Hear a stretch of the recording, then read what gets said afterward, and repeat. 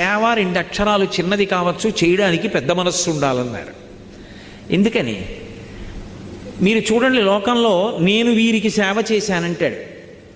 నిజంగా చెయ్యాలని కాదు. ఎందుకో తెలుసా? లోపల ఒక అహంకారం ఒకటి తృప్తి పొందుతూ ఉంటుంది. అది ఉండకూడదు, అది దాటగలగాలి. ఎందుకని?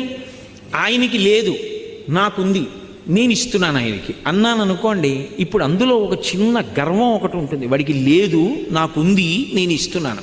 ఇవ్వడం వరకు మంచిదే, కానీ నిన్ను నువ్వు గెలుచుకోవడం చిన్న ప్రతిబంధకం వచ్చింది.